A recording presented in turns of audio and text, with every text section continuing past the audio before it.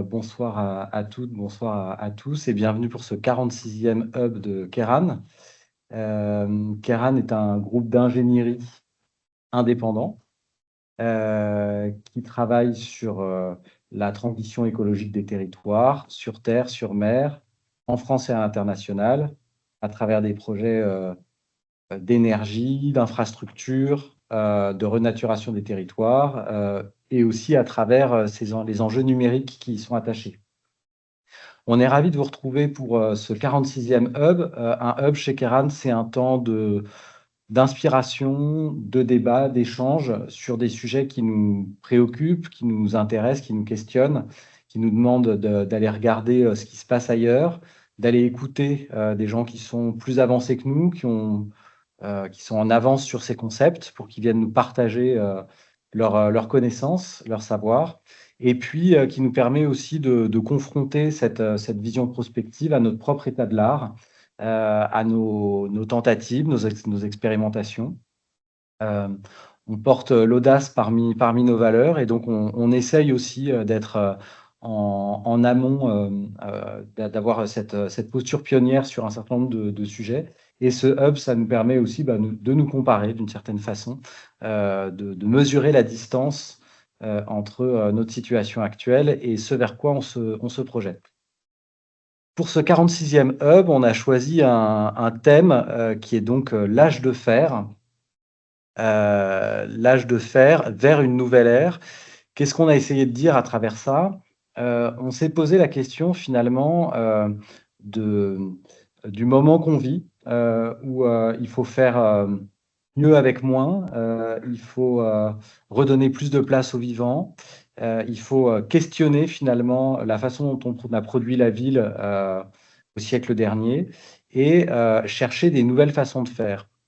Et pour ça, on s'est interrogé sur la boussole, les boussoles qui permettent de se situer et de s'assurer que les choix qu'on va faire sont objectivés et sont dans un certain contexte les mieux à même de nous aider à amener une plus-value écologique et sociale à nos projets. Bonsoir Virginie, merci de nous rejoindre. Et donc, pour s'intéresser à cette question, on a la chance d'avoir avec nous aujourd'hui deux invités qui vont nous parler des boussoles qu'elles ont été amenées à concevoir. Donc, avec Nathalie Lemeur, qui est chargée de projet pour la ville de Grenoble, et avec Virginie Palomares, qui est fondatrice de la société Simul Impact. Et puis, on aura deux autres interventions, deux autres témoignages qui, eux, vont moins s'intéresser à une boussole qu'à l'histoire d'une réorientation d'un projet pendant sa durée de vie. Et ça nous a semblé extrêmement intéressant d'avoir les deux approches. D'un côté, un cadre méthodologique, une grille de lecture qui permet de questionner différentes options, différents scénarios sur un projet. Et puis, en parallèle, l'histoire de la bifurcation d'un projet. Quels sont les dessous, finalement, qui nous amènent à un moment donné, re-questionner les fondamentaux même d'un projet pour lui donner une nouvelle direction.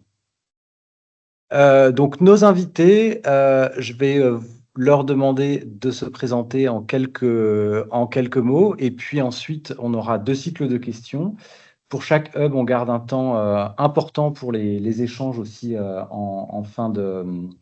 une fois qu'on a terminé les premières présentations. Donc, vous pouvez noter vos questions pour après. Vous pouvez aussi poser vos questions dans le chat, dans le fil de la conversation qui est attaché à notre conversation Teams. Donc, sans plus attendre, Nathalie, est-ce que vous pouvez nous dire qui vous êtes et ce que vous faites pour la ville de Grenoble? Bonjour à toutes et à tous et merci encore à toute l'équipe pour l'invitation et l'opportunité de partage d'expérience de la ville de Grenoble. Donc, Nathalie Lemeur, je suis chargée de projet de Donut pour la collectivité depuis maintenant un peu plus de 3 ans, en charge donc d'appliquer de différentes manières cette fameuse théorie du donut à l'échelle du territoire pour essayer de pousser et de challenger la fabrique des politiques publiques dans une meilleure prise en compte des enjeux environnementaux et sociaux. Donc, aux côtés de Nathalie, Thibaut Tircelet. Oui, bonjour. Donc, je suis Thibaut Tiercelet, je suis directeur projet urbain pour la SPL Quand la mer Aménagement. Et donc, en fait, de façon plus générale, je travaille pour la galaxie des entreprises publiques locales, SEM et SPL, qui sont les outils opérationnels de la métropole de Quand la mer. Et donc, moi, je suis urbaniste, aménageur. Et donc en charge de projets d'aménagement pour le territoire. Et puis en fait aujourd'hui, de plus en plus en charge de participer avec d'autres acteurs à la réflexion sur l'évolution du territoire par rapport aux conséquences du réchauffement climatique sur notre géographie. Donc comment est-ce qu'on pense cette évolution du territoire pour les décennies à venir. Merci Thibaut. Virginie. Oui, bonjour à tous et merci pour l'invitation. Donc, Virginie Palomares, moi je suis cofondatrice de Simul Impact. Simul Impact qui est donc une jeune start-up basée à Nantes. On a développé en fait une plateforme de calcul des impacts des projets d'investissement des collectivités locales. Donc concrètement, en fait, on va quantifier les impacts à la fois économiques, sociétaux et environnementaux de ces projets et on va également donc les exprimer en euros de manière à calculer un retour sur investissement, mais non pas financier, un retour sur investissement économique, social et environnemental. Donc c'est de ça dont on parlera exactement. dans un instant. Et ensuite, Clémence et Pierre. Bonsoir. Bonsoir. Bonsoir à tous. Je vous laisse vous présenter aussi, dire qui vous êtes et ce que vous faites au sein de Kéran. Merci. Clémence Aumont, je suis architecte urbaniste et responsable de domaine. Donc, c'est un rôle d'animation des métiers autour de la prospective et du projet urbain au sein des ateliers UP+, qui sont l'activité urbanisme et paysage de SCE au sein du groupe Kéran. Et Pierre. Bonjour, donc Pierre Buat, responsable du pôle environnement et ingénieur environnement. On est au sein du groupe Kéran et de SCE, on travaille tous les sujets code de l'environnement, de la santé et la prise en compte des enjeux environnementaux dans tous les projets d'aménagement et différentes typologies qu'on peut rencontrer. Eh bien, merci beaucoup à toutes et tous, en tout cas, d'avoir accepté de participer à ce hub. Et donc, on va commencer par une première question à vous poser. C'est quand on se pose la question de s'orienter, de ce qui peut être un chemin plus vertueux, on peut aller chercher une boussole. Et vous, à Grenoble, Nathalie, vous avez été chercher une boussole en forme de donut. Est-ce que vous pouvez nous en dire plus sur les raisons qui vous ont amené à choisir ce concept du donut, à nous expliquer ce qu'il est et comment vous l'êtes approprié? Oui, avec plaisir, merci pour la question. Donc un petit détour peut-être sur la théorie du donut pour ceux et celles qui ne connaîtraient pas pour commencer. En slide suivante, vous allez voir donc Kate Raworth, l'économiste britannique qui a travaillé pendant longtemps au sein d'Oxfam et qui a développé ce concept-là. Ce concept qui réunit deux différents référentiels. Le premier, c'est le référentiel des limites planétaires qui fait consensus dans le monde scientifique aujourd'hui et qui détermine des seuils à partir desquels on met en danger les conditions de vie sur Terre. Elles sont au nombre de 9 et aujourd'hui on en a dépassé 7 déjà. Et puis le deuxième référentiel mobilisé, c'est les objectifs de développement durable de l'ONU de 2015 qui viennent adresser un certain nombre de besoins fondamentaux. En slide suivante, vous allez voir qu'en réunissant ces deux référentiels, Kate obtient ce qu'elle appelle donc le donut. Alors c'est en... Voilà, merci beaucoup. Qui permet de situer sur le cercle extérieur le plafond environnemental où on va retrouver les 9 limites planétaires dont je parlais à l'instant et parmi lesquelles on retrouve le changement climatique, l'érosion de la biodiversité, le changement d'usage des sols, etc. Et puis sur le centre du donut, le plancher social, donc qui fait référence à l'ensemble de ces besoins sociaux fondamentaux essentiels pour vivre en tant qu'être humain. Tout l'enjeu de cette théorie du donut, c'est de dire comment est-ce qu'on peut faire rentrer nos modes de vie et nos activités humaines entre ce plancher social et ce plafond environnemental, de manière à ne pas exercer une dégradation critique de la planète et en même temps d'éviter toute privation humaine. et satisfaire les besoins de toutes et tous.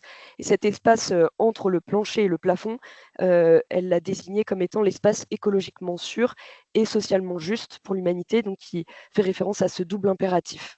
Donc ça, c'est pour la théorie. Et maintenant, nous, donc à Grenoble, tout a commencé, comme le montre la slide suivante, en 2022, année lors de laquelle Grenoble a été récompensée capitale verte européenne, qui a été une année tremplin au niveau politique, puisque un élu adjoint au maire, Antoine Bach, sur les nouveaux indicateurs, la sécurité sociale de l'alimentation, l'enjeu des redirections écologiques, bifurcation, a lancé cette démarche Grenoble 2040 avec la volonté d'offrir aux enfants nés en 2022 la possibilité de fêter leur majorité en 2040 dans un monde et une ville sûrs et justes. Cette démarche politique, elle a trois grands piliers. Le premier, c'est de faire davantage de liens entre les enjeux environnementaux et sociaux qui ne peuvent plus être décorrélés. Le second, c'est de réconcilier la raison et les émotions, ou autrement dit, de s'appuyer sur une base scientifique forte par rapport aux enjeux actuels, tout en laissant une place importante aux sensibles, aux nouveaux récits, aux imaginaires, pour faire aussi rentrer du sensible dans tout ça. Et puis enfin, travailler davantage en transversalité, horizontale et verticale, pour connecter aussi les impacts et l'échelle locale avec des enjeux plus globaux, portés notamment par les lignes planétaires. Et donc, c'est dans ce cadre-là que la théorie du donut a été choisie comme boussole à la ville de Grenoble. Et donc, je suis arrivée en septembre 2022 pour développer des applications concrètes d'outils à partir de cette théorie du donut, en vue de porter les politiques publiques et les projets municipaux plus loin dans leur intégration des enjeux environnementaux et sociaux. Donc, très rapidement, je vous propose de balayer un peu les 4 grandes applications. La première, merci, c'est le diagnostic territorial. C'est par là que commencent la plupart des territoires qui s'intéressent à la théorie du donut. C'est de réaliser un espèce de diagnostic des indicateurs environnementaux et sociaux pour montrer une situation à l'instant T. Vous avez à gauche de l'écran, en décembre 2022, le premier diagnostic qui a été publié avec une comparaison avec la moyenne nationale en pointillé bleu, qui permet de rendre compte de la situation à ce moment-là, et un diagnostic qui a été réactualisé en avril dernier, avec les petites flèches qui vous montrent les évolutions positives ou négatives des indicateurs. Donc on a plutôt une amélioration sur les enjeux environnementaux, et sur les enjeux sociaux, on a des enjeux autour de la précarité énergétique qui se sont dégradés également dans le contexte actuel avec la crise en Ukraine et les crises énergétiques 2023-2024, qui expliquent aussi ces évolutions. Donc ça, c'est vraiment un aspect plus de visualisation de données qui est intéressant, mais qui reste basé sur des constats qu'on connaît déjà, mais qui a vocation à regrouper dans un même visuel un ensemble d'informations environnementales et sociales. Suite à ce travail-là, en slide suivante, vous allez voir, l'idée, c'était de se demander comment est-ce que la collectivité, au vu de ces enjeux territoriaux, répond ou pas à travers ses stratégies et ses plans politiques à ces différentes problématiques. Donc, vous avez à l'écran une cartographie des principaux plans et stratégies politiques qui permettent de s'assurer, entre guillemets, ou en tout cas d'observer comment ces plans s'articulent par rapport aux enjeux environnementaux et sociaux du donut. Ensuite, en slide suivante, il y a un travail qui a été fait plus spécifique par stratégie et plan, de manière à mieux les intégrer, la vision transversale, environnementale et sociale dans l'ensemble de tous ces plans et stratégies. Donc, vous avez l'exemple du plan municipal de santé, pour lequel on a œuvré dès le début de la structuration du plan et la définition à cette intégration transversale, avec à la fois des enjeux qui touchent plus à la santé environnementale ou à des enjeux urbanistiques, de cadre de vie, mais évidemment des enjeux directement liés à la santé humaine, de qualité de l'air, d'accès à des espaces sains, de loisirs, etc. Ou encore l'exemple avec la stratégie et le plan biodiversité, qui permet de visualiser les principaux axes d'action de cette stratégie. Et c'est un travail qu'on a effectué sur le schéma de la commande publique, sur la stratégie santé environnementale, sur les schémas directeurs de l'immobilier, etc., de manière à avoir une analyse aussi au niveau stratégique de la collectivité. Ce qui était intéressant, mais on reste encore une fois sur une manière de représenter, de visualiser des plans, des données, des stratégies, etc. Vous avez en slide suivante une autre approche que je développerai plus tard au cours de cette session. Mais rapidement, en fait, il y a une échelle aussi d'application de la théorie du donut qui peut s'effectuer sur les activités ou les projets. L'idée, c'est de questionner une organisation, son activité ou un projet en particulier sur la manière dont elle est structurée et comment est-ce qu'elle impacte les planchers et les plafonds sociaux et environnementaux d'un territoire donné. Donc, le petit panneau que vous avez, c'est les 5 axes de questionnement qui sont notamment déployés dans les organisations, questionner la raison d'être, les objectifs de la structure, ses modèles de gouvernance et d'organisation, qui prend les décisions, ses relations avec les parties prenantes et son réseau, situation de domination, de compétition ou de coopération. La question des finances et du pilotage stratégique en lien avec les indicateurs de performance de la structure ou de l'activité.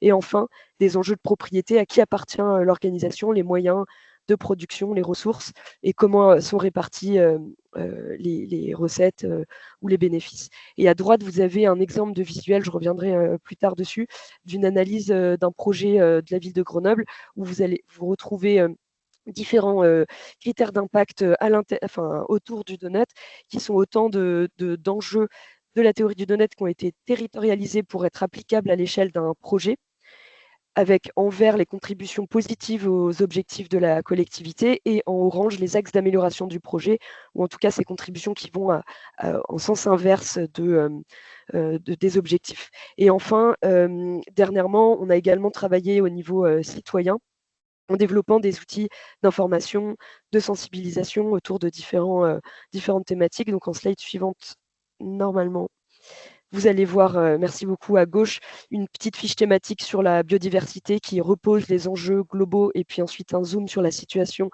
dans la métropole grenobloise.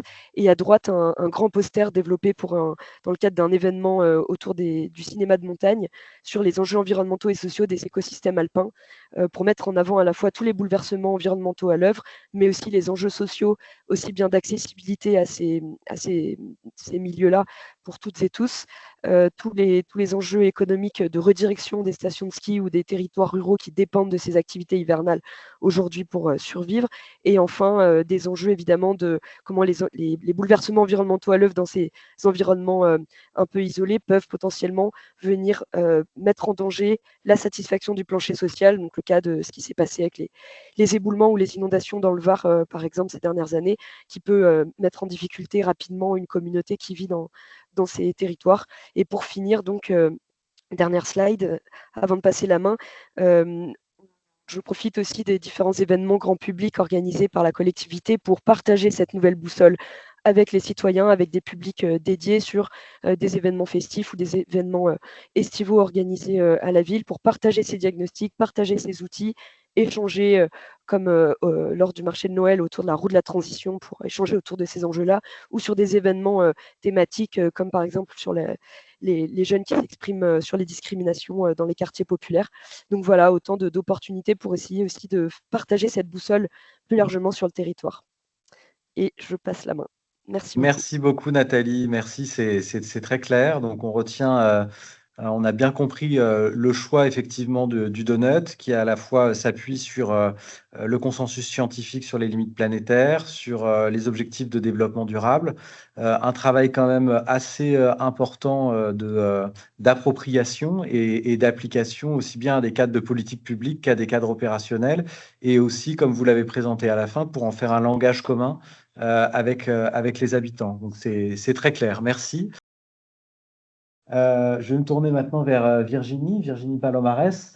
Donc, vous avez développé une société en vous disant que vous seriez capable aussi de mesurer l'impact, et donc vous vous êtes appuyé aussi sur un cadre théorique et scientifique. Est-ce que vous pouvez nous parler un petit peu de la façon dont vous avez imaginé faire ces choix en fonction de la finalité que vous aviez retenue?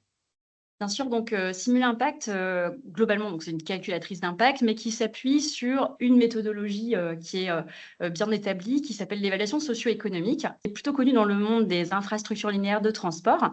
Et donc, en quelque sorte, nous, ce qu'on vient faire, c'est démocratiser cette méthode de calcul d'impact en l'automatisant de manière à l'appliquer sur de nouveaux champs d'investissement. Donc, en l'occurrence, ici, je vais plutôt vous parler ce soir d'un module qu'on a développé en partenariat avec la Caisse des dépôts sur tout ce qui va être projet de requalification de l'espace public, donc piétonisation, renaturation, etc. Mais donc, voilà, l'idée, c'est de pouvoir aller sur tout type de projet d'investissement. Ce cadre, donc, il est existant depuis maintenant les années 70. Il a été modernisé et maintenant, il est obligatoire pour les investissements de l'État, d'ailleurs, de plus de 20 millions d'euros depuis plus de 15 ans. Donc, sans forcément faire un cours complet sur l'intérêt de cette méthodologie, quelques grands éléments à retenir. Premièrement, c'est que c'est donc une analyse quantitative qui cherche donc à apporter un regard complémentaire à des analyses de type sensible qui sont évidemment nécessaires également. Donc, on va chercher en fait à objectiver de manière quantitative des bénéfices ou des dommages à court, moyen et long terme, et ce pour l'ensemble des parties prenantes. La particularité de la méthode, c'est qu'on va donc traiter à la fois des impacts économiques, sociétaux et environnementaux. Donc, on va quantifier tout un tas d'impacts, donc par exemple des accidents de la route évités grâce à la réfection de la voirie, ou par exemple qu'est-ce qu'on pourrait citer comme autre exemple, par exemple des actes de délinquance évités grâce à la rénovation de l'éclairage public. Et une fois qu'on a quantifié ces différents impacts-là en s'appuyant sur la recherche scientifique, on va monétariser, c'est-à-dire exprimer en euros ces différents impacts-là. Donc, par exemple, des bénéfices en termes de santé publique parce qu'il y aura moins de surmortalité lors des pics de chaleur urbaine liés donc à la baisse de la température. Ça, c'est des bénéfices qu'on peut transformer en euros, en coûts de santé publique en moins. Et donc, l'intérêt, c'est qu'une fois qu'on a tout exprimé en euros, on va pouvoir, en fait, en quelque sorte, faire l'addition-soustraction des impacts positifs et négatifs et donc calculer un retour sur investissement qui devient ainsi un indicateur unique facilitant la comparaison de scénarios de projet d'investissement. Un autre petite différence de cadre avec certaines méthodologies d'impact comme le donut, c'est que ici, on va être dans la comparaison avec un scénario dit contrefactuel où il n'y a pas le projet d'investissement qui se réalise, mais où il y a quand même des conséquences positives ou négatives. Donc, de ce fait, on va se comparer en fait à cette situation de référence et on va donc identifier ce qui relève vraiment en positif ou en négatif des conséquences du projet envisagé. C'est très clair, merci beaucoup. Donc, le choix du cadre de l'analyse socio-éco, la transposition en valeur monétaire, et puis ce que vous me disiez aussi quand on a préparé cet échange, c'est que vous êtes en permanence en veille et que vous intégrez les évolutions de l'état de l'art finalement au sein de votre propre méthode. Est-ce que vous pouvez nous en dire quelques mots? Effectivement, la première étape quand on va commencer à travailler sur un projet, un type de projet d'investissement, c'est ce qu'on appelle la revue de littérature. C'est-à-dire que concrètement, on va regarder l'intégralité de ce que les chercheurs ont pu produire dans tout un tas de domaines divers et variés, des études en écologie, des études économétriques, des études sociologiques, etc. Et donc, on va nous identifier ce qui est assez robuste, tout simplement pour être transformé en algorithme de calcul prédictif. Et donc ça, c'est un élément important, notamment par rapport à l'évaluation socio-économique réglementaire, qui a peut-être un peu tendance à rester un peu sur des bases méthodologiques bien établies et pas forcément très challengées. Donc nous, on est vraiment dans cette approche très connectée au monde de la recherche et c'est quelque chose qu'on souhaite vraiment maintenir à jour. C'est-à-dire que nous, l'idée, c'est vraiment si demain, il y a une étude qui sort sur un module qu'on a déjà développé, évidemment, on l'intègre et on va pouvoir ajuster ainsi le calcul d'impact. C'est très clair. Merci beaucoup, Virginie. Alors maintenant, on va se tourner vers vous, Thibaut. Vous, je ne sais pas si vous aviez une boussole, mais finalement, vous étiez engagé dans une vaste opération d'aménagement et sur laquelle, à un moment donné, malgré le fait que vous ayez eu toutes les autorisations réglementaires, politiques, financières, etc., vous avez eu des interrogations qui sont arrivées assez loin. Est-ce que vous pouvez nous raconter un petit peu d'où on partait, quel était le projet et comment finalement vous en êtes arrivé à vous poser ces questions et qu'est-ce qui a amené à un moment donné à lever le crayon? Oui, merci. Donc, oui, en deux mots, la volonté de la communauté urbaine Camp la Mer, c'était de créer un nouveau quartier sur une ancienne friche industrielle portuaire. Donc, on a beaucoup comme ça sur le territoire national de villes portuaires, en particulier situées dans des fonds d'estuaires, parce que Caen est situé sur un fond d'estuaire. qui, avec le temps qui passe, se sont retrouvés en friche. Donc, une opportunité foncière généralement très, très bien située. Là, en l'occurrence, notre emprise, elle est à proximité du centre-ville. Donc, c'est une réflexion qui est initiée, en gros, à partir du début des années 2000, qui donne lieu à la création d'une société en 2011, une société de projet donc, qui devait porter l'aménagement du territoire de la presqu'île. Bon, le temps de l'aménagement est un temps infiniment long et qui, à partir de 2016, se traduit par la volonté de réaliser une ZAC. Donc, on le voit ici sur le petit document joint. On voit la conurbation urbaine là au centre de la carte à gauche. Donc, la ville de Caen est située à 15 km du littoral de Ouistreham, en l'occurrence. Et donc, on est véritablement en fond d'estuaire. C'est que la marée vient mourir à Caen. Donc, on peut passer à la slide suivante. Et donc, là, on a une vue du secteur. Vous voyez, c'est tout au milieu. Donc, on est sur une presqu'île entre un fleuve et un canal, donc sur un territoire de presqu'île dans le lit majeur d'un fleuve. Et donc, il y a toute une réflexion qui est lancée pour initier un écoquartier, 35 hectares, bon voilà, dans une démarche très très classique d'aménageur, tout en tenant compte du risque inondation, submersion marine pour ce quartier. Donc, nous, on travaille depuis 2016 sur ce projet. Ce que vous évoquiez en 2023, on obtient toutes les autorisations de l'État, le dossier loi sur l'eau, etc., qui prenaient en compte en fait le risque inondation, submersion marine, et qui prenaient en compte aussi toutes les données du GIEC, mais d'élévation du niveau de la mer. Donc, au début des années 2010, c'était plus 20 cm. Après, vers 2016, on est passé en prévision à plus 60 cm. Et en 2021, on est passé à plus 1 mètre prévisionnellement d'élévation du niveau de la mer à échéance d'un siècle. Donc, en fait, on était dans cette démarche encadrée juridiquement, vous voyez, par tous les processus d'études d'impact, d'évaluation environnementale, etc. Mais ce sont des approches qui portent sur le cadre de pensée qui est le nôtre actuellement, qui est le cadre de pensée du risque. C'est-à-dire qu'on évalue ici un risque inondation ou un risque de submersion marine dans la mesure où on est situé pas loin de la mer, on est à 15 km. La question du risque marin, d'ailleurs, datant des années 2010 à peu près, parce qu'avant, il n'existait pas. Et en fait, on a eu en 2023, alors que 3-4 mois avant de signer avec les promoteurs immobiliers pour lancer la commercialisation du quartier. Voilà, ça c'est le quartier qu'on devait faire. Donc 2300 logements, 35 000 mètres d'activité, 35 000 mètres carrés d'activité pour un quartier de centre-ville.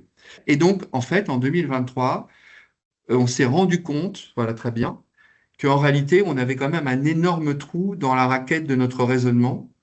C'est que on pensait la question de l'élévation du niveau de la mer sous l'angle du risque. Et le risque, en fait, c'est un événement qui va survenir selon une occurrence assez faible. Vous avez le risque d'attraper un accident de voiture. Lorsque vous montez dans un avion, vous avez le risque qui s'écrase. Mais à chaque fois, on est quand même sur des occurrences extrêmement faibles. Et d'ailleurs, le risque est couvert par ce qu'on appelle des assurances, c'est-à-dire une assurance. Elle vient couvrir la probabilité de survenance la probabilité très faible de survenance d'un événement. Et ça, c'est le principe de l'assurance. Et donc, nous, on s'est rendu compte qu'en réalité, la question de l'élévation du niveau de la mer, certes, elle allait se traduire par une modification du climat qui allait entraîner des phénomènes d'inondation et de submersion marine de façon beaucoup plus courante, mais au-delà de tout ça, un truc hyper évident que personne n'avait vu, c'était simplement que quand on est en fond d'estuaire, 1 mètre de plus de niveau de la mer, ça signifie qu'en fond d'estuaire, en réalité, on allait se retrouver inondé très régulièrement. Et donc, et ça n'avait jamais été étudié par personne dans aucune étude d'impact demandée par quiconque. En fait, la question de la modification du fonctionnement au quotidien de la vallée de l'Orne ne rentrait pas dans le schéma de réflexion. On avait pensé le risque, mais on n'avait pas pensé le fonctionnement quotidien. Donc moi, j'ai sollicité le bureau d'études Sogeti avec lesquels on travaillait, je les ai appelés, et je leur ai dit, est-ce que vous pourriez me simuler, avec une simple projection topographique, l'impact de l'élévation du niveau de la mer en fond d'estuaire? Et je leur ai demandé, donc Sogeti, c'est un bureau d'études spécialisé en hydraulique, si au niveau national, ils avaient déjà été sollicités sur ce type de réflexion. Ils m'ont dit, bah, nous, en fait, jamais personne ne nous a demandé ça. Et donc, le travail qui a été réalisé montre qu'à échéance de 2100, c'est les cartes qu'on a, voilà, ici, En fait, ici, on a différents coefficients de marée. Vous voyez, on part d'un coefficient de marée en haut à gauche de 80. Après, à droite, c'est un peu plus. En dessous, c'est un peu plus. Puis en bas à gauche, on a un coef de 120. En fait, on se rend compte que tous les 3 jours, notre secteur, il est soumis à débordement d'eau à marée haute. En fait, donc pendant 2 heures, le secteur est un petit peu ou totalement envahi par l'eau. Et ça, ce truc, vous voyez, c'est une évidence totale. En réalité, la question de la modification de la géographie de la vallée avec l'élévation du niveau de la mer, c'est une évidence totale, mais à laquelle personne n'avait pensé et qui ne figurait pas du tout dans le cadre de réflexion classique des autorisations diverses et variées. Parce que, en fait, traditionnellement, l'homme, il pense le risque, c'est ce à quoi on a toujours été confronté. Le cadre juridique, c'est toujours en réaction à des événements qui se sont produits, et le cadre juridique, ça n'est jamais ce qui va advenir et ce qui n'est pas encore advenu. La règle, c'est une réaction, c'est pas une anticipation. Et donc là, typiquement, vous voyez, on a découvert que, on s'est rendu compte, en fait, lorsque j'ai reçu la synthèse du GIEC en 2023, je l'ai lu et j'ai vu plus 1 mètre à échéance de 2100, voire même plus 1,80 m selon la vitesse de fonte d'épaule. Et je me suis dit, mais en fait, les niveaux changent tous les 3-4 ans, donc ça va continuer à monter, à monter. Puis au bout d'un moment, on s'est dit, mais en fait, c'est véritablement notre géographie qui va changer. Donc on a fait ce travail et on s'est rendu compte que la réalisation de ce quartier allait poser un vrai problème, c'est-à-dire qu'on produisait quelque chose qui, dans 70-80 ans, serait sous l'eau. Et donc, on en a parlé avec les élus de la communauté urbaine. Et en un quart d'heure, Joël Bruno, qui était président de la communauté urbaine et maire de Caen, a pris la décision de mettre en cause le projet en disant, en fait, notre responsabilité d'élu, ça va pas être de créer de nouvelles difficultés, mais ça va être de protéger le centre-ville, parce qu'on ne le voit pas là, mais juste à gauche, en fait, on a l'hypercentre, et l'hypercentre, avec plus 1,50 m d'eau, il est sous l'eau. D'élévation au niveau de la mer, il est sous l'eau. Et donc, lui, sa réaction, c'est de dire, OK, maintenant, on a identifié une problématique, et la responsabilité des élus pour les décennies à venir, ça va être de prendre ce sujet à bras-le-corps et d'apporter des réponses. Et ce qui fait qu'une semaine plus tard, il voyait le préfet et que il était décidé dans le cadre d'un groupement de commandes de lancer une grande étude de simulation hydraulique dynamique de l'ensemble de la vallée de l'Orne pour simuler des événements d'inondation et de submersion, mais aussi pour comprendre l'évolution de la géographie à laquelle nous allons être confrontés dans les décennies à venir. Alors, on s'est donné une échéance de 2100, mais en réalité, vous voyez, c'est 2200, 2300, ça va continuer. Donc, c'est de penser l'évolution de la vallée sur plusieurs décennies, en sachant que, et pour conclure là-dessus, aujourd'hui, le fond d'estuaire, il est à 15 km à l'intérieur des terres. Si on rajoute 1 mètre d'eau, le fond d'estuaire, il est à 30 km à l'intérieur des terres. Donc, ça veut dire qu'il y a des communes qui sont en amont de Caen, qui demain seront des communes qui seront soumises à l'effet de la marée. Donc, on a totalement abandonné ce projet. Et en fait, c'est là où quand même cette histoire est extrêmement vertueuse, c'est qu'on aurait pu considérer que, vous voyez, c'était un échec, etc. Il y a eu 2 réflexions. La première, c'était de se dire, on peut abandonner un projet, mais on ne va pas abandonner un territoire. Donc, qu'est-ce qu'on va faire pour s'occuper de ce territoire malgré tout, parce qu'on a quand même des décennies devant nous avant qu'il ne soit occupé par l'eau.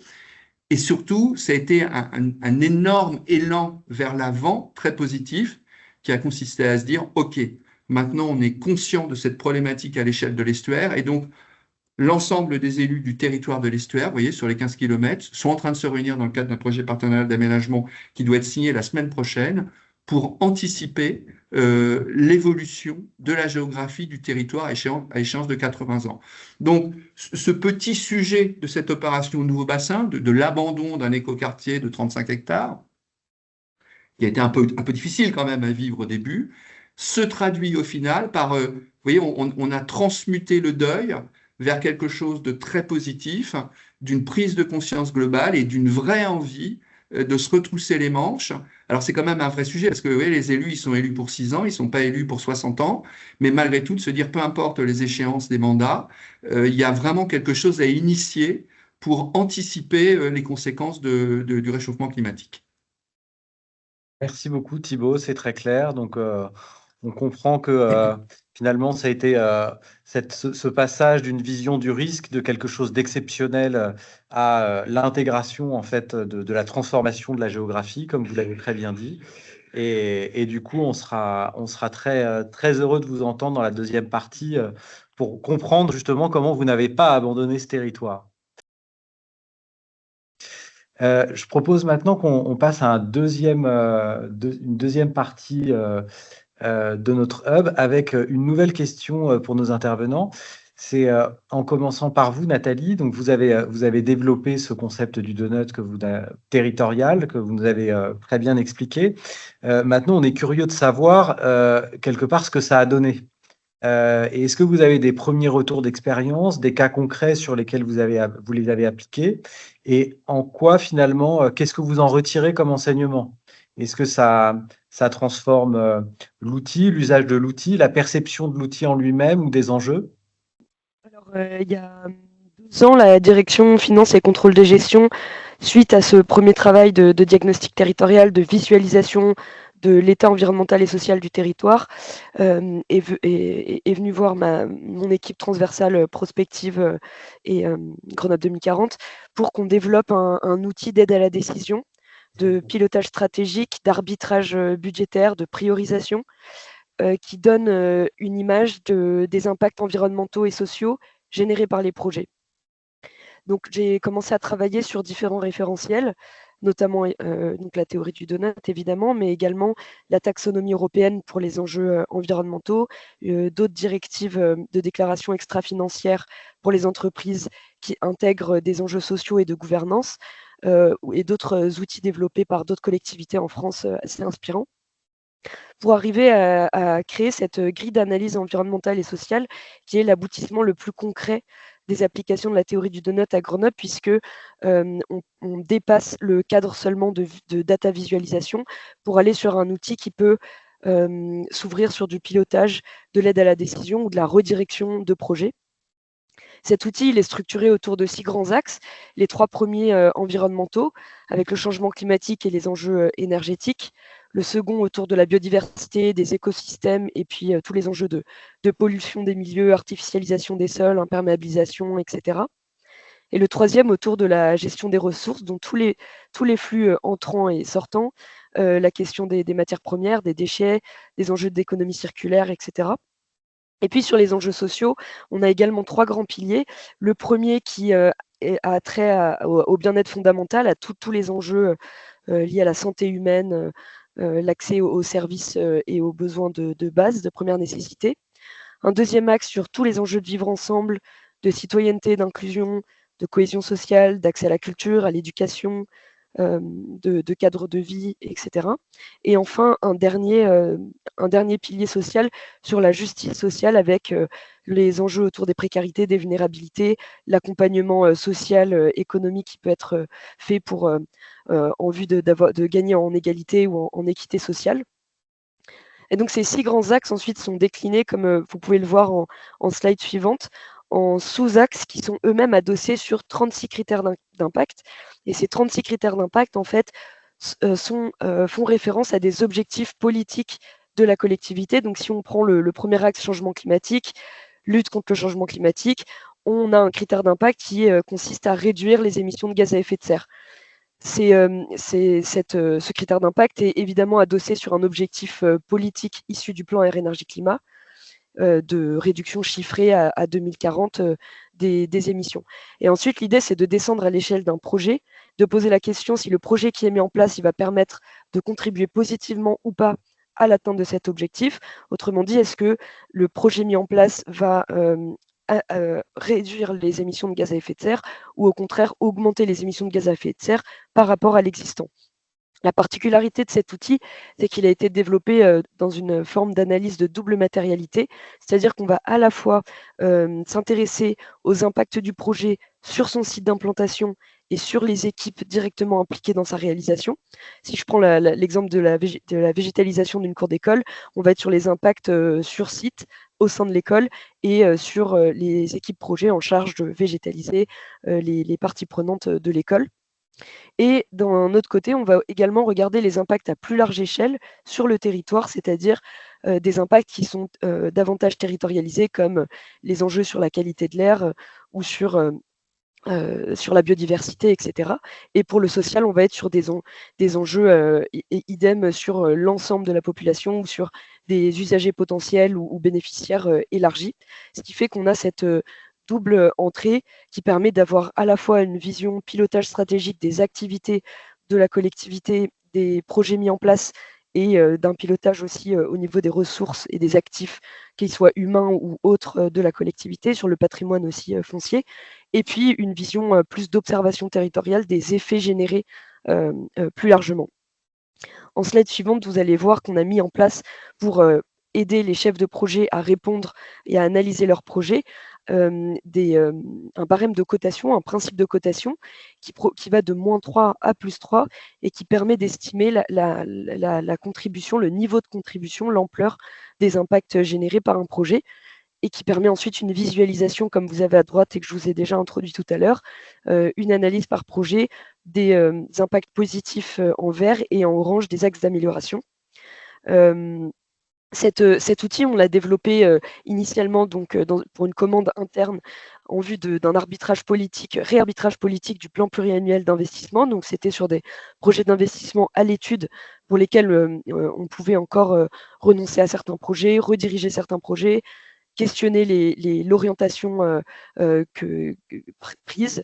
Et puis, donc l'arbitrage a eu lieu au milieu d'été 2024 et ça a coïncidé avec la loi Finances 2024 qui impose un certain nombre de collectivités d'analyser leurs dépenses N-1 au compte financier unique, donc dans ce qu'on appelle l'annexe environnementale au compte financier unique, qui consiste donc à analyser les dépenses de la collectivité au regard d'enjeux environnementaux, notamment de la taxonomie européenne, pour pouvoir caractériser ces dépenses.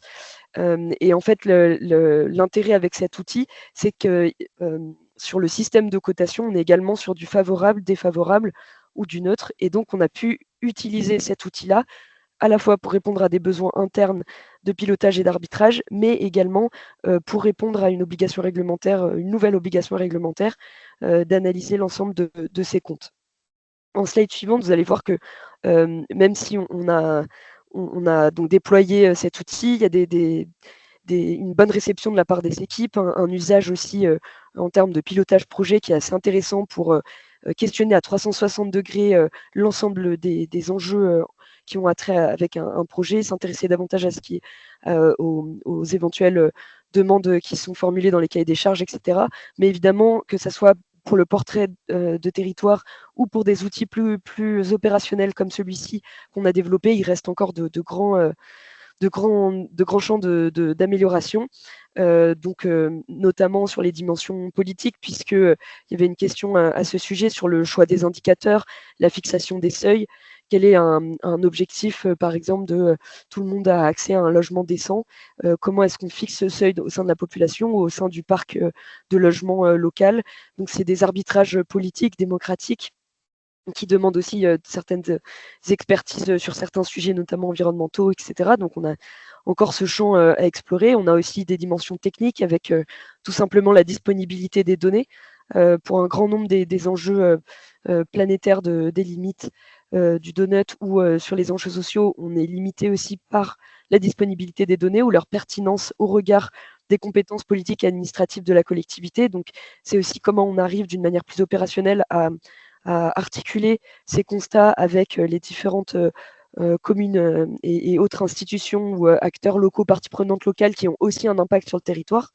Donc, il y a tous ces enjeux aussi opérationnels, de relations avec les autres parties prenantes locales et également de maillage avec d'autres outils très intéressants qui sont par ailleurs utilisés aussi pour anticiper les risques, préparer des gestions de crise ou se questionner sur la viabilité et la nécessité de développer certains projets.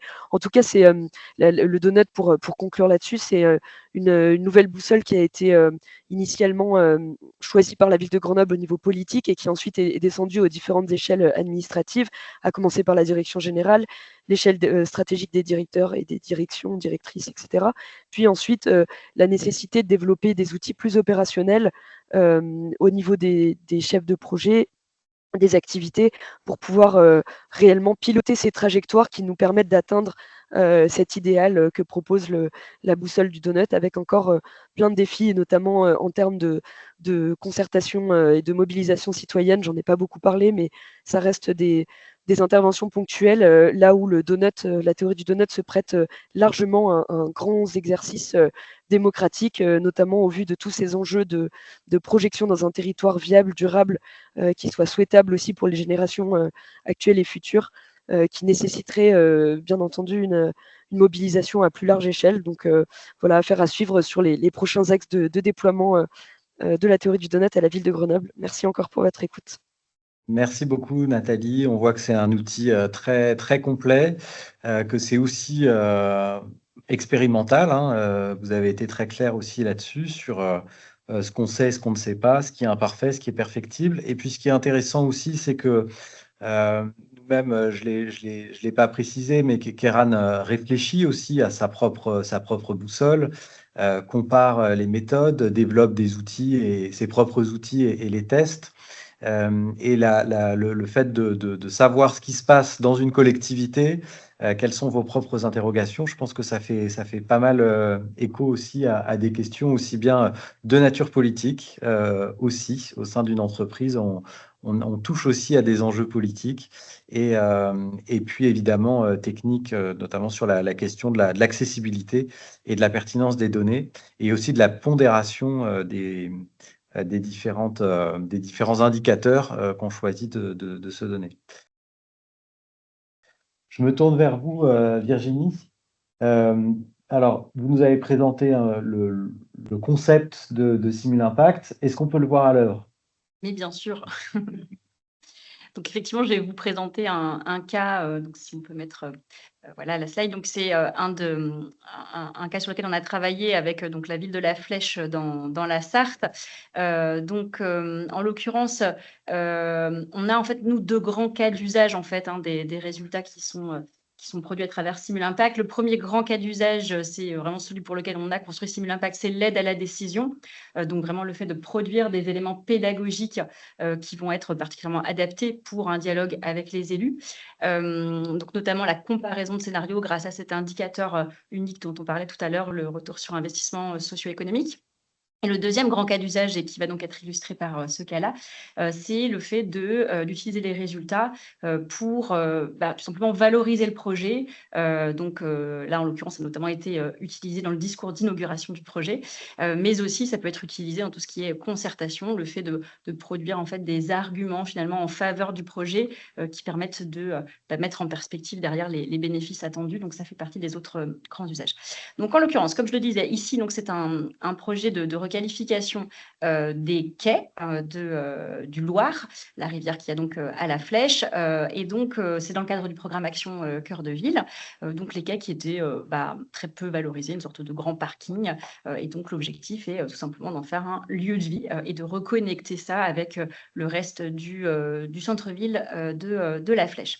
Donc nous, quand on est arrivé, on a commencé à faire des simulations avec notre plateforme. Le projet était donc déjà bien ficelé, et comme je le disais, c'était plus l'objectif d'avoir des éléments objectifs de valorisation des bénéfices du projet. Et donc, c'est la slide d'après. Merci. Donc je ne vais pas commenter parce que c'est un petit peu dense, mais voilà, c'est pour expliquer un petit peu dans les détails le type de résultat qu'on peut calculer, avec à la fois un résultat transverse, donc ce fameux retour sur investissement qui ici est de 2,07 € pour 1 € d'argent public investi sur ce projet, donc 2,07 € de retour sur investissement économique, social et environnemental. Donc c'est intéressant sur des projets qui à la base ne sont pas faits pour être rentable financièrement, de pouvoir aussi avoir cette clé de lecture-là.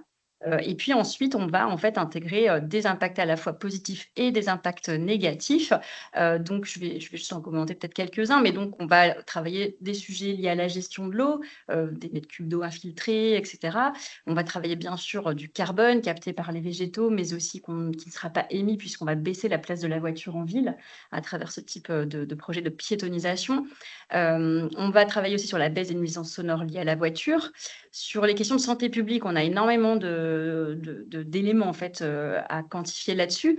Donc, on va quantifier par exemple des bénéfices qui vont être liés à la baisse de la température. Donc, de ce fait, baisse de la surmortalité des hospitalisations dans le cadre des pics de chaleur l'été. On va également pouvoir quantifier des bénéfices liés à l'incitation à l'activité physique, puisqu'on piétonise, on fait des pistes cyclables, eh bien, les gens font plus de vélo, de marche à pied. Donc ça, c'est des choses qu'on peut quantifier ensuite en bénéfices en santé publique. Et puis intéressant parce que je pense qu'on le sait tous, et notamment le Covid l'a révélé, mais savoir qu'on peut le quantifier, c'est aussi un plus. On peut vraiment chiffrer des bénéfices sur la santé mentale. Donc vraiment un nombre d'actes et de personnes bénéficiaires en fait de ce type de bénéfices. Sur les notions de qualité de vie, on va travailler sur des sujets comme par exemple la valeur du patrimoine immobilier qui va augmenter lié au projet de végétalisation, de piétonisation. Et puis, on va travailler aussi sur la valeur qu'accorde la population au fait d'avoir un espace vert à côté de chez soi pour le sport et les loisirs, au fait qu'il fasse moins chaud aussi l'été. On va travailler bien sûr la question du report modal. Là, pour le coup, on va se rapprocher de l'ESE plus traditionnel, avec des temps de recherche de stationnement évités, des coûts d'usage de la voiture évités, etc., qui sont des conséquences un peu connexes à cela. Intéressant aussi parce que typiquement en concertation, c'est un sujet qui revient régulièrement sur l'attractivité commerçante. On va pouvoir démontrer une amélioration du chiffre d'affaires des commerçants sur notamment tout ce qui est commerce de bouche, bar, restaurant, ainsi que même on peut aller jusqu'à la création d'emplois chiffrables.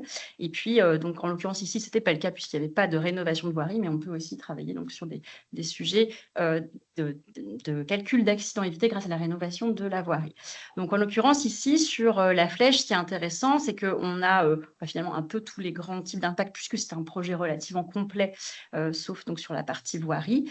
Et donc, c'est intéressant de voir ce que les élus ont utilisé aussi dans leur discours. Donc, en l'occurrence, ils ont parlé de la notion de retour sur investissement qui double et également, ils n'ont pas forcément utilisé de chiffres précis, mais par contre, ils ont mentionné un certain nombre d'impacts, notamment sur la santé publique.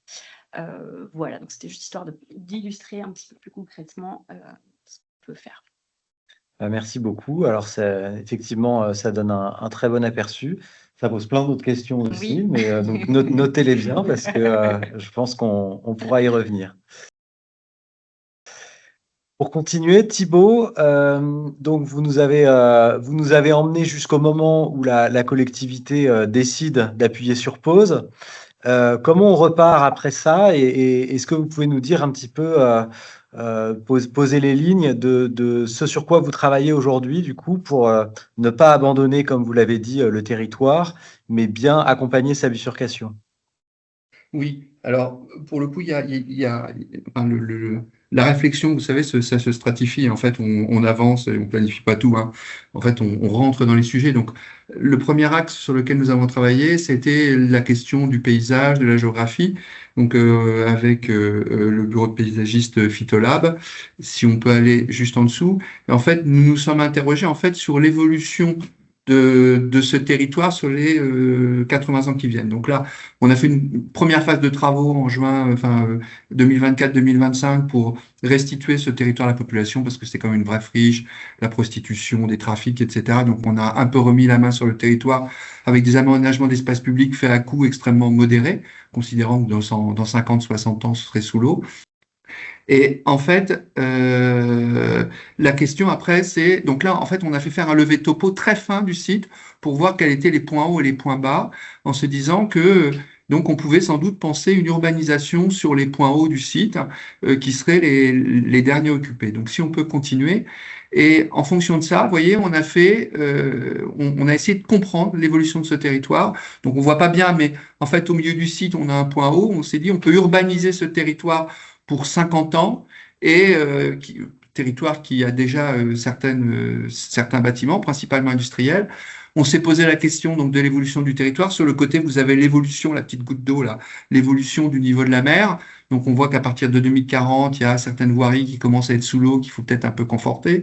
On a la même réflexion, là, 2050, on voit en bas à droite des constructions qui sont existantes, en fait, qui sont fragilisées par la présence de l'eau.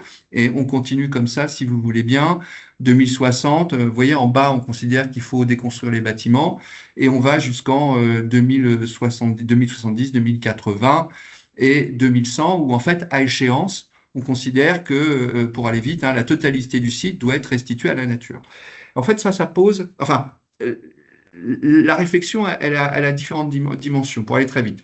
La première, c'est la question de l'espace public. Vous savez, on est aménageur, SCE, vous concevez aussi des espaces publics. C'est comment est-ce qu'on pense à un espace public qui aujourd'hui fonctionne normalement dans un schéma tel qu'on le connaît, mais qui à échéance de 50, 70, 80 ans sera sous l'eau régulièrement.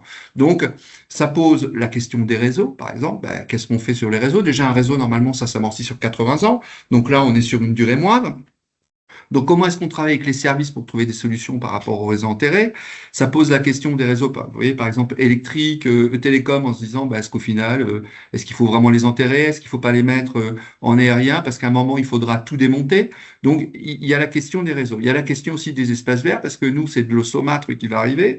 Donc, si on plante une végétation standard, en fait, elle va rapidement mourir avec l'arrivée de l'eau saumâtre, l'arrivée des marées hautes. Donc, comment est-ce qu'on fait pour anticiper l'évolution du cortège végétal dès maintenant, pour mettre des essences qui sont plus acclimatées à une eau saumâtre et avec différentes durées de vie, donc des arbres qui, eux, devront résister à l'évolution de l'eau, des arbustes, eux, qui ont des durées de vie plus courtes. Donc, vous voyez, une stratégie, en fait, à réaliser sur la question des espaces publics. Après, il y a la question du bâti, qui est un sujet quand même assez crucial, la question de l'immobilier. Donc, nous, on se dit ici que on veut urbaniser ce secteur pour environ 50-60 ans. Donc, c'est quoi les modèles, en réalité, pour ne pas créer de difficultés à terme? Donc, on est sur des fonciers publics et aujourd'hui, là, on va lancer un appel à projet dans une semaine. Là, l'idée, c'est d'avoir des opérateurs à l'été 2026. Donc, l'idée, c'est de mettre en place des baux à construction sur du foncier public où, en fait, on a des opérateurs qui arrivent. On en a plusieurs qui ont manifesté leur intérêt, qui construiraient des programmes, mais avec cette particularité, donc cette clause de nivellement qu'on retrouve d'ailleurs sur les baux amphithéotiques du littoral dans le cadre du break, où en fait, à terme, on doit restituer un terrain naturel, et donc il faut intégrer dans le modèle économique la question de la construction, de l'exploitation et de la démolition. Il y a ce sujet-là. Après, il y a le sujet en parallèle, c'est de ne pas créer d'usage qui, pareil, de la même façon, à terme, générerait des droits. Vous voyez, si vous avez un fonds de commerce, par exemple, ou si vous vendez des biens, dans 50 ans, les gens vont dire, attendez, moi, vous me demandez de partir, je demande à être indemnisé. Donc, ça veut dire que là, en fait, nous, on part sur des sujets d'hébergement, comme de la résidence hôtelière, comme de l'hôtel, où, en fait, donc, le bail à construction est passé avec un opérateur, un exploitant, qui prend son risque, qui porte son modèle, et les usagers, eux, ne peuvent pas réclamer à terme d'indemnité.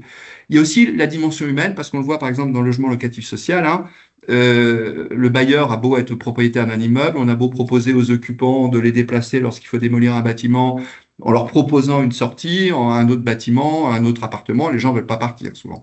Donc en fait, l'idée, c'est de ne pas avoir de gens, vous voyez, qui vont rester pendant très très longtemps sur site et qui auraient une espèce d'accaparement, d'identification très forte, avec des problématiques humaines à gérer dans le temps. Donc il y a ce volet juridique, financier et humain, en réalité, à anticiper dès maintenant. Il faut penser la sortie des opérations qui sont mises en œuvre. Et dernier volet, en fait, qui est aussi en réalité extrêmement intéressant pour nous, parce que vous voyez, en fait, à travers tout ça, on s'acculture, on innove, on apprend, donc on va tâtonner, c'est de se dire que là, on l'a vu tout à l'heure, mais il y a déjà des bâtiments existants, il y a des propriétaires privés, il y a des activités économiques, mais c'est fort de l'expérience qu'on développe dans un premier temps sur notre opération publique, où on maîtrise un peu tout, c'est d'avoir une meilleure maîtrise de ces sujets-là pour aller voir très rapidement les propriétaires privés pour leur dire, écoutez, dans 30, 40 ans, votre bien sera sous l'eau. Regardez, la collectivité là, a mis en œuvre une opération qui est assez exemplaire, qui veut contrôler ce risque, qui veut empêcher la crise, enfin, il y aura une crise naturelle, mais en tous les cas, qu'il n'y ait pas une crise humaine, et par cette vertu d'exemple, par la volonté de s'impliquer dès maintenant à travers l'exemple de l'opération publique, de dire à ses partenaires privés, à ses opérateurs privés, écoutez, il faut qu'on invente ensemble des outils pour anticiper la période où vous devrez partir, que vous déjà, vous cessiez éventuellement de faire des investissements, que vous travaillez avec votre expert comptable, qu'on regarde avec la collectivité les montages qu'on peut mettre en œuvre. Mais vous voyez, c'est un peu une stratégie d'accumulation de savoir et de connaissances ou d'expérience, où on commence par ces opérations publiques, d'espace public et puis d'immobilier, puis derrière, l'idée, c'est de travailler avec les opérateurs privés. Alors là, je parle du nouveau bassin, mais en réalité, donc je vous disais qu'on a lancé qu'on avait une grande étude hydraulique à l'échelle de l'ensemble de la vallée de l'Orne. Ça va nous servir de référence et d'expérience pour aller nous confronter à tous les autres secteurs qui vont être identifiés sur la vallée de l'Orne avec des problématiques similaires où en fait on se sera acculturé à tout ça et pour essayer le plus en amont possible de travailler avec l'ensemble des acteurs du territoire pour anticiper l'élévation du niveau de la mer. Donc vous voyez, en fait, pour conclure, d'un petit truc, entre guillemets, oui, d'une opération publique qui a été abandonnée, donc d'un deuil, d'un abandon, il y a ce rebond pour se dire, OK, d'accord, qu'est-ce qu'on peut faire pour capitaliser là-dessus et sortir grandi de cette histoire. Et c'est véritablement aujourd'hui l'orientation qui est prise pour que ça nous serve vraiment et que ça apporte beaucoup au territoire. Voilà. Merci beaucoup Thibaut, c'est éloquent. On voit bien l'apport de la prospective avec ces simulations projetées dans le temps, à la fois des impacts et d'un aménagement qui s'adapte à ça. On est quand même sur des sujets assez qu'on a encore peu l'habitude de voir, donc on espère que ça va essaimer. Merci beaucoup. Je propose qu'on passe immédiatement aux questions. On est parfaitement dans les temps. Il nous reste une bonne dizaine de minutes, un gros quart d'heure pour échanger. Donc, si vous avez des questions, c'est le moment.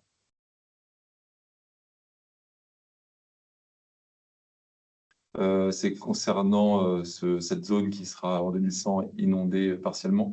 Est-ce que ça veut dire que quelque part, il y a un momentum, c'est-à-dire qu'il y a toutes ces zones qui sont dans un entre-deux et inondées en 2100, sur lesquelles il faut peut-être commencer à travailler, parce que j'ai cru comprendre qu'il y avait un équilibre économique à travailler sur un projet à 50-60 ans qui pouvait vivre 50 ou 60 ans avant d'être démantelé. Et ça veut dire qu'il ne faut peut-être pas attendre trop longtemps avant de faire ce type de projet, ou alors y renoncer complètement.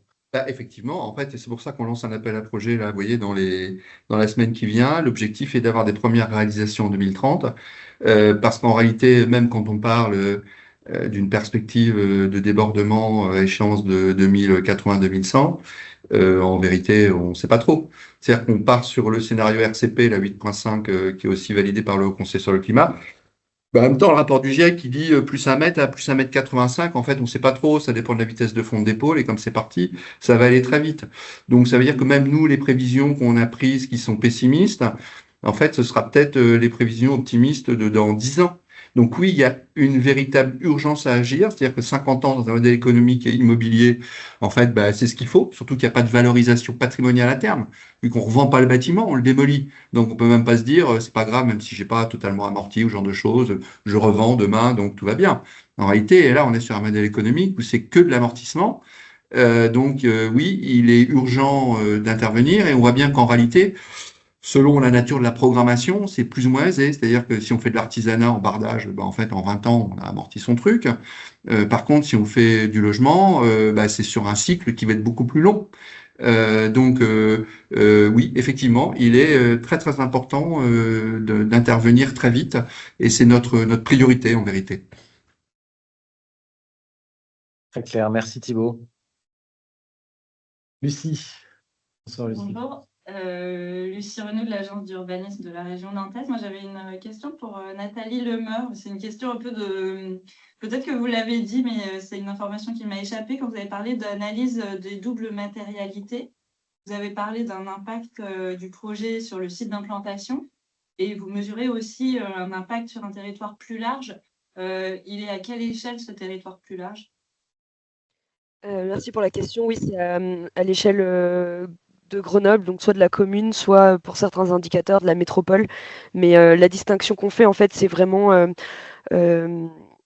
sur quand je dis site d'implantation, c'est-à-dire sur le bâtiment ou sur les espaces éventuellement naturels ou en tout cas végétalisés alentour, sur la salubrité du bâtiment, les éventuels rejets de polluants etc. Donc on est vraiment sur des enjeux supra-localisés, là où on va aussi regarder des enjeux à plus grande échelle qu'on ne peut pas juste réduire à un périmètre. Donc je parlais de la biodiversité ou de la qualité de l'air, qui sont forcément mutualisés à plus grande échelle, mais on reste quand même sur une échelle Grenoble, quoi. Ok, merci.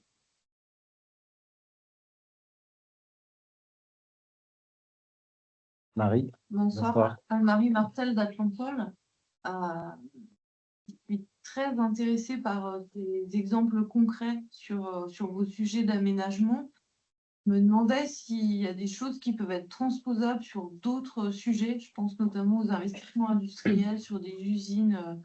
Ce qu'on voit, c'est que vous avez déjà de base une temporalité sur le temps long par rapport aux projets sur lesquels vous travaillez, ce qui n'est pas le cas dans plein d'autres sujets qui nécessitent aussi cette approche en fait avec une nouvelle façon de voir. La question est peut-être un peu bizarre, mais est-ce que selon vous, il y a des éléments d'analyse, de prise en compte qui peuvent être transposables sur d'autres sujets d'investissement que des sujets d'aménagement pur? De notre côté, la réponse est oui, c'est sûr. C'est notre ambition, c'est d'aller sur tout un tas de sujets, y compris l'aménagement, mais pas que, et sur des projets d'investissement d'origine publique, mais aussi d'origine privée. D'ailleurs, on avait déjà eu des échanges avec des logisticiens, notamment, pour travailler sur tout un tas de réflexions liées à la fois à la création d'usines, mais aussi à des sujets de flotte électrique ou pas. Donc, de notre côté, sur l'évaluation socio-économique et son utilisation sur d'autres types de projets d'investissement, la réponse théorique est oui. Voilà. Il n'y a pas d'exemple vraiment aussi parlant que cela, vous connaissez? Par exemple, sur la création d'une nouvelle usine, moi, je ne l'ai pas opéré en direct, mais ça fait partie des sujets sur lesquels les industriels doivent en fait argumenter auprès des collectivités, parce qu'en fait, il va y avoir des bénéfices en termes d'emplois créés, etc., mais aussi des aspects négatifs. Par exemple, des camions qui passent dans le bourg d'à côté, dans le contexte de zéro artificialisation nette. bravo. Merci. Évidemment, c'est un sujet négatif.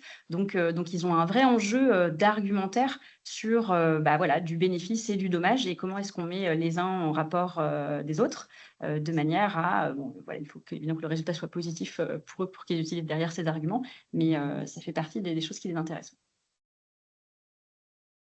Est-ce qu'il y en a qui veulent apporter des compléments sur cette question? Thibaut dans le chat.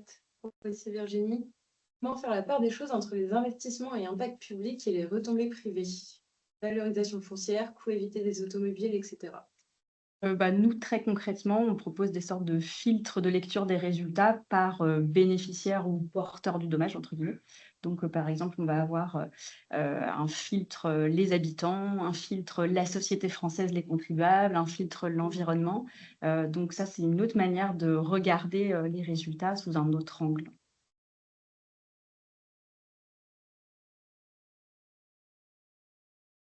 Agnès. J'avais une autre question pour plutôt à Caen-la-Mer et puis à Grenoble. Est-ce que vous avez le sentiment de faire partie j'ai pas le terme, mais enfin, de personnes plutôt en avance, quoi? Précurseurs. Précurseurs, voilà. Par rapport à tout ça, ou est-ce que finalement vous sentez une mouvance globale aujourd'hui en France autour de ces sujets-là, avec voilà, les mêmes démarches ou pas, quoi? Alors, Thibaut, vous voulez commencer? Oh, bah voilà, non mais j'étais courtois, je laissais Nathalie, mais non, en réalité, alors je vais répondre indirectement, mais ce que je peux dire, c'est que, et d'ailleurs moi je m'y attendais pas, c'est que ma carrière d'aménageur, elle a pris une nouvelle dimension, qui est celle de très accentuée de la communication du territoire, c'est-à-dire que depuis 2023 et qu'on a donc développé cette réflexion et cette réorientation du projet. il n'y a pas une semaine sans laquelle, en fait, je n'interviens pas, vous voyez, comme aujourd'hui, mais dans différents cénacles. Ça va être la presse, ça va être l'université, ça va être des écoles, bon, voilà, des laboratoires de recherche, bref, où on est sollicité sur le sujet, avec toujours cette espèce de fascination, moi, qui me laisse un peu perplexe, mais cette fascination pour la décision d'abandon. Donc, je pense que cette fascination, elle est véritablement le reflet d'un caractère particulièrement innovant, peut-être un peu transgressif d'ailleurs, pour certains, et pour le coup, sans aller plus loin, mais j'ai pu aller sur d'autres territoires qui étaient ou qui sont confrontés à la même problématique que nous, avec lesquels on a pu échanger. On a fait part de notre analyse, et je vois bien en réalité qu'un an ou 2 ans plus tard, de leur côté, rien n'a changé. C'est-à-dire qu'ils sont toujours sur les sujets de risque, mais ils sont absolument pas sur les problématiques d'évolution de la géographie, de modification des lits mineurs des fleuves qui vont impacter leur secteur urbanisé. Donc, oui, effectivement, je pense que pour le coup, le territoire de Caen-la-Mer, alors pour tout un tas de raisons qu'on pourrait développer, mais enfin, ce serait un peu long, je pense qu'à cet égard, le territoire de Caen-la-Mer fait sans doute partie des premiers à s'emparer avec autant d'emprunt et de volontarisme de ce sujet, ouais. Merci. Et Nathalie? Pour compléter sur la vision Grenoble, je rejoins Thibaut sur la très très forte demande de communication, de partage, de retour d'expérience, du coup pour ce qui me concerne sur les applications de la théorie du donut. Après, est-ce qu'on est pionnier en France? On est une des premières villes effectivement à s'être positionnée, à s'être lancée dans toutes ces expérimentations d'applications. Maintenant, au niveau international et notamment plus spécifiquement européen, il y a d'autres villes pionnières qui avaient commencé dès 2018-2019 à s'intéresser aux applications concrètes de cette théorie économique, Bruxelles, Amsterdam, et puis il y a d'autres territoires. Donc, je pense que ça dépend toujours de dans quel référentiel on se place. Après, ce qui est sûr, c'est que nous, sur le territoire, enfin à Grenoble, au sein de la ville, c'est assez novateur de mettre autant l'éclairage sur les enjeux environnementaux et sociaux. Environnementaux, c'est un peu plus historique dans les politiques publiques, mais de lier les deux, c'est quand même assez novateur. Maintenant, avec toutes les collectivités avec lesquelles j'échange, notamment en France, il y a plein d'autres approches et d'autres initiatives. Donc Caen est un très bon exemple, mais de collectivités aussi qui poussent certains paramètres plus loin que d'autres. Donc voilà, si on peut être tête de file sur le donut, tant mieux, mais en gardant un œil sur tout ce qui se fait aussi ailleurs d'inspirant.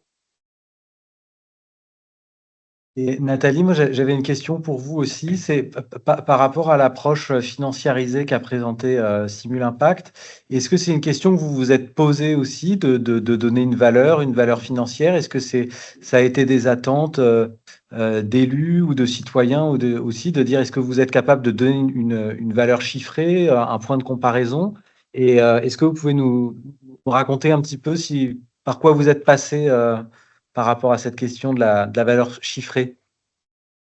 Ouais, merci pour la question. Je laisserai peut-être la personne de Simul Impact réagir derrière, mais alors nous, en 2022, il y a une thèse chiffre qui a été dédiée à la comptabilité écologique, qui est un système effectivement de double, voire triple comptabilité qui considère vraiment les entités environnementales en tant que telles et qui convertit en fait toutes les actions, etc., en actifs et sous forme de bilan en fait comptable. Donc c'est une méthode qui est robuste, très robuste sur le papier, très complexe, mais qui a une approche non pas anthropocentrée comme le donut, mais vraiment neutre. Par contre, nous, en tout cas, de l'expérimentation donc sur un projet en 3 ans, c'est que c'est une méthode qui est très très compliquée à mettre en place et que comme tout système comptable, si l'ensemble des parties prenantes et des partenaires ne fonctionnent pas avec le même référentiel comptable, bah, en fait, on est vite bloqué dans le modèle puisqu'il s'agit à chaque fois d'inscrire des ressources ou des effets ou des impacts à l'actif et au passif. Donc, c'est une expérimentation qui, justement, du fait de ces limites-là et également des moyens financiers, mais aussi techniques à déployer pour être en mesure de remplir correctement l'ensemble des tableaux requis, n'étaient pas du tout déployables sur l'ensemble de l'action municipale. Et c'est pour ça que la direction des finances, avec ce besoin urgent, est venu du côté plutôt du donut, de voir si on ne pouvait pas mettre en place un outil qui soit beaucoup moins robuste et beaucoup moins poussé et qui aujourd'hui n'est pas en mesure de traduire sous forme de montants euros l'ensemble de ces impacts, mais qui à minima les approche de manière qualitative et ou quantitative quand c'est possible. Là, on est en train de travailler effectivement à davantage mailler l'aspect budgétaire, financier avec les cotations environnementales et sociales, mais même dans le compte financier unique et dans la loi finance, en fait, ce qui aujourd'hui, c'est on caractérise des opérations et on répercute les montants associés à ces opérations selon qu'elles sont favorables ou défavorables. Donc, on n'est pas du tout dans le même travail que propose Simul Impact, où on va vraiment venir estimer les impacts positifs, négatifs, environnementaux, sociaux et économiques. Donc à voir si on y arrive à un moment, mais en tout cas, les collectivités ont quand même aujourd'hui de plus en plus des moyens assez limités, notamment en termes de déploiement comme ça, d'expertise, et à voir si on peut fonctionner aussi sur comment on fixe en fait ces différentes traductions euros. Pour le carbone, c'est peut-être plus facile, mais on couvre plein d'enjeux différents, et donc voilà, c'est à voir ce qui est possible. En tout cas, c'est un des déploiements qu'on a en tête, peut-être pas le prioritaire, mais effectivement, ça me semble très robuste. Merci. Virginie. Effectivement, pour réagir, deux petits points. Une des difficultés de la comptabilité dont vous avez parlé, c'est la difficulté d'accès, de non-compréhension par la plus grande partie des gens. Donc, c'est l'avantage de la monétarisation en euros. Donc, c'est-à-dire que ça peut être vu négativement comme si on n'avait qu'une vision capitaliste de l'environnement, etc. Mais ça a quand même ce mérite d'être compréhensible par tous et notamment par les décideurs, encore plus dans un contexte comme aujourd'hui de contraintes sur les ressources budgétaires. Donc ça, c'est le premier point. Et le deuxième point, c'est que nous, notre ambition et notre raison d'être, puisque c'est notre comité de mission aujourd'hui, c'est donc de démocratiser le calcul d'impact et justement pour éviter de devoir passer par des grands spécialistes, etc. Et donc nous, c'est vraiment ce qu'on vise, c'est de faire en sorte que ce soit tellement simple qu'on ne se pose pas la question et qu'on ait un réflexe calcul d'impact. C'est vraiment ça l'idée. Merci beaucoup. Justement, pour rebondir sur le calcul d'impact, j'ai eu un peu les mains dedans sur projet, etc. Et c'est vite une usine à gaz, j'ai l'impression, notamment parce qu'on parle de scénarios avec, sans projet, parce que du coup, on fait des hypothèses. Si elles ne sont pas concertées, personne n'est d'accord avec les résultats. Donc, comment on arrive à démocratiser finalement? Est-ce que c'est un coût à l'hectare ou j'en sais rien de projet qui est unité commune? Ou est-ce qu'on rentre vraiment dans les détails? Et si oui, si on rentre dans les détails, ça coûte combien de faire une étude d'évaluation d'impact? Nous, la démocratisation, elle se fait vraiment par l'outil, la plateforme. C'est-à-dire que là, je ne suis pas là pour faire une démo, mais c'est vraiment hyper simple et on peut tester une hypothèse et voir directement le résultat sur les impacts environnementaux ou sociaux. Donc, c'est en ce sens-là que c'est démocratisé, c'est que du coup, c'est très, très simple de se dire, tiens, si je plante 10 arbres en plus, qu'est-ce qui se passe? Donc, nous, c'est ça qu'on vise en fait à faire. Et après, sur les utilisations des résultats, on voit bien que nous, on a des utilisateurs qui vont utiliser les deux. C'est-à-dire qu'il y en a qui vont être vraiment très branchés monétarisation parce que du coup, ça va avoir un vrai sens pour eux concret sur le moment de la décision d'investissement. Et d'autres qui, au contraire, vont être complètement allergiques à la vision euro et qui, du coup, vont plutôt utiliser les résultats en unités physiques, comme par exemple le nombre d'accidents évités ou des choses comme ça, et qui va permettre d'avoir quelque chose de très facile à comprendre. Vous n'avez pas besoin d'être, vous, un investisseur pour comprendre que vous allez éviter des accidents de la route. Et donc, voilà, on a cette double approche, en fait, à la fois de résultats et d'utilisation simplifiée. Très bien. Oui, Anne-Marie. Cette approche-là, en fait, la valeur créée du point de vue environnemental, par exemple, elle va être partagée entre plusieurs acteurs. Est-ce que ça, vous êtes capable de le dissocier ou est-ce que c'est la logique de projet avec un intérêt commun qui va? Parce que le bénéfice n'est pas forcément créé là où il y a le plus d'investissement d'un acteur en particulier. Oui, bah, c'est ce que je disais tout à l'heure sur le côté de la lecture en fait par bénéficiaire, sachant que pour un même impact, on peut avoir plusieurs bénéficiaires. Si je prends par exemple la baisse des nuisances sonores, bah, en fait les habitants vont en bénéficier en premier, mais aussi finalement les Français en général en tant que contributeurs à la sécurité sociale, parce que les nuisances sonores, c'est aussi des problèmes de santé publique en plus. Donc il y a en fin de compte plusieurs bénéficiaires, et puis on pourrait citer aussi l'environnement, parce que s'il y a moins de nuisances sonores pour les habitants, bah, c'est le cas aussi pour la faune, etc. Donc voilà, on peut finalement imaginer des conséquences en chaîne. Très bien. Véronica qui lève la main. Véronica, bonsoir Véronica. Tu as la Oui, parole. bonsoir tout le monde. Oui, j'aurais largement préféré être parmi vous. Bon, finalement, ça n'a pas été possible, mais je suis très intéressée par tous vos échanges. Et en fait, en vous écoutant, j'avais une question à poser principalement à Clémence et à Pierre, et puis à Monsieur Tiercelet. Je me disais qu'en fait, dès qu'on laisse ces entités, on va dire, naturelles, orienter l'aménagement du territoire, c'est-à-dire la zone humide ou dans le cas de quand la mer, la montée, enfin ce phénomène de la montée des eaux, ce qu'on peut se dire, c'est que les métiers d'aménagement du territoire deviennent d'une certaine façon peut-être aussi des métiers politiques, ou enfin, en tout cas sont pionniers de ce que c'est que, enfin, d'une réinstitution du territoire, parce que Clémence a parlé du fait que ça remet en jeu des questions qui sont fondamentales sur ce que c'est qu'habiter, etc. Et je voulais savoir comment vous réagissez à ça, c'est-à-dire à imaginer ou à concevoir vos métiers comme des métiers qui sont un peu, qui avancent un peu comme des pions de ce que c'est que peut-être plus le gouvernement d'un territoire. En tout cas, c'est un peu comme ça que j'ai entendu. Laisser ces entités orienter l'aménagement du territoire, c'est aussi repenser un peu ce que c'est que ces politiques du territoire. Et est-ce que, voilà, comment ça vous positionne aussi par rapport aux métropoles et aux collectivités? Bah, en fait, moi, j'ai toujours considéré que notre métier d'aménageur, surtout quand on est dans une entreprise publique locale, en réalité, on était au service de politique, au service des politiques publiques, et que donc, d'abord, on avait quand même un rôle d'exemplarité, que notre boulot, c'était vraiment de pousser les feux sur différents thèmes.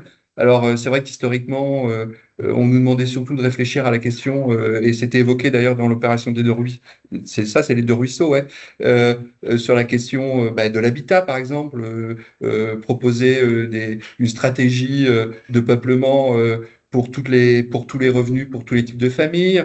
On nous a beaucoup demandé aussi d'être très, très en avant sur la question des mobilités, sur la question de la présence de la nature dans les opérations, en fait, de tout temps. Bon, en tous les cas, depuis que je fais ce métier, on nous a demandé, et les pouvoirs politiques nous ont toujours demandé d'être exemplaires et d'avoir un peu quelque chose qui relève de l'exemplarité pour l'ensemble du territoire. Il se trouve qu'en réalité, c'est ce que d'ailleurs l'autre projet l'évoque, c'est que aujourd'hui, on est dans une question d'addition de toutes ces problématiques. C'est-à-dire que jusqu'à présent, la question de la nature a été une composante parmi d'autres, comme le peuplement, la mobilité, ce que je prenais pour exemple. Et on voit bien simplement que la question de l'environnement, de la nature, là j'évoquais inondation, submersion, et aussi les questions de remontée de nappe phréatique, par exemple, ça devient totalement de directeur dans la question du projet urbain. C'est-à-dire que ça prend vraiment le pas aujourd'hui sur la question de la faisabilité ou non. C'est-à-dire c'est un peu binaire, hein, oui ou non. C'est-à-dire qu'il y a des endroits, en fait, on se rend compte qu'on peut plus. Alors qu'avant, on était dans une composition de plein d'orientations, de plein d'enjeux. Et aujourd'hui, bah voilà, la nature se rappelle à nous. C'est-à-dire que je pense qu'on a fini cette grande période où l'humain pensait qu'il pouvait contrôler et maîtriser la nature. Ben non, en fait, c'est pas vrai. Donc, on est dans ce basculement-là qui s'exprime à travers nos deux opérations. Mais vous voyez, en fait, je pense que c'est pas une évolution de la philosophie. C'est simplement plutôt une évolution de notre cadre de vie qui fait que l'environnement naturel s'impose avec beaucoup de force à nous. Merci beaucoup. Bah, ça sera le mot de conclusion. Merci aussi d'avoir accepté de déborder un petit peu sur le timing qu'on s'était donné pour prolonger les échanges, mais je pense que ça valait vraiment le coup. En tout cas, moi, j'ai pris beaucoup de plaisir. Je voulais remercier très sincèrement nos intervenants invités, nos intervenants Kéran, Maison. On est toujours aussi ravis d'avoir des volontaires. Donc voilà, il faut que ça continue à susciter des vocations pour les hubs de 2026. Mais merci beaucoup d'avoir été avec nous, Nathalie, Thibaut, Virginie, Pierre et Clémence. Et puis, merci beaucoup à toutes et tous d'avoir été avec nous. On continue ici, pour ceux qui ont la chance d'être sur place, autour d'un verre. Et puis sinon, on vous dit à bientôt. Vous pourrez retrouver, pour ceux qui l'ont raté, l'intégralité du hub en vidéo et peut-être en podcast. On a fait ça la dernière fois, ça avait assez bien marché. Merci. Merci beaucoup. Au revoir. Merci à vous.